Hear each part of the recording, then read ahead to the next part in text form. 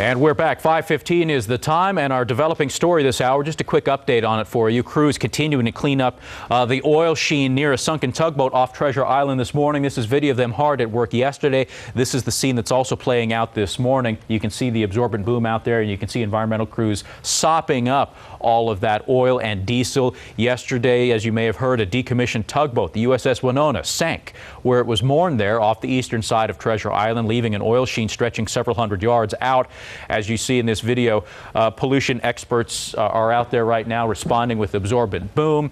And they'll be out there again for the better part of today as they try to continue to clean up that. And they're also, we understand, going to be trying to raise that tugboat. It's completely sunk right now. The only thing sticking out of the water was the mast, and so they're going to be working today to try and bring that back up to the surface. We wanted to give you a Google Earth perspective now, and just give you a lay of the land again, show you where this is happening. Here's Treasure Island. Let's bring this full screen. I'll draw on it for you. So this is Treasure Island. Over here is the Berkeley Marina, and that'll become important here in just a moment, so keep that in mind where that is. Okay, so off the eastern coast, eastern side of the island, you've got the sunken tug, and you've got a 500-foot boom stretching out there, collecting most of the spilled oil and diesel. But they didn't get there in time to prevent now a thin oil sheen from stretching all the way out to the Berkeley Marina and back. So they're going to be spending their time today not only concentrating here, but also out here trying to bring up some of that oil that's sort of floating on the top of the water this morning. So that's the latest happening out there at Treasure Island. We'll be following this story throughout the morning. We'll have more in a live report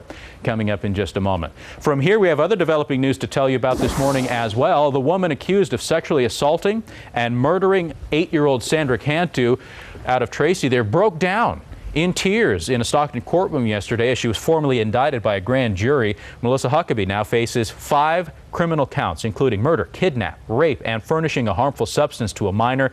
You're looking at on your TV here sketches from inside the courtroom yesterday. KRON 4 spoke to a legal analyst who said due to the heinous circumstances now in this case, prosecutors are seeking the death penalty, or potentially.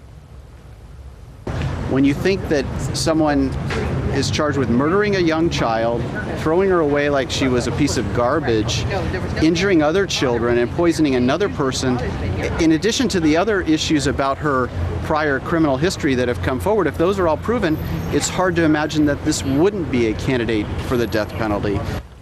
Now, Huckabee will be back in court for a preliminary hearing at the end of September. KRON 4 cameras will be there. All right, KRON 4 also went to the mobile home park where Sandra Cantu and her accused killer lived. Here now is some reaction from the community about the news of Huckabee's indictment. She deserves to be punished for what she did. Yeah, absolutely. I can't understand why people do that to children. And we will be continuing to follow this story. Be sure of that here on our morning show, on our evening newscast, and on our website as well at KRON4.com. In fact, on our website, we have all these stories there. You can watch them again, or you can read some of the latest articles that have been written about the case. All that available for you at KRON4.com.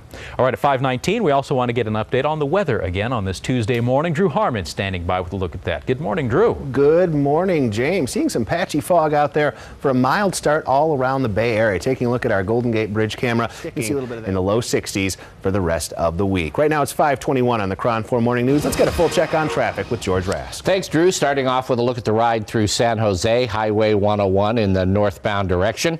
And the commute here looks pretty good. In fact, 280, 85 says.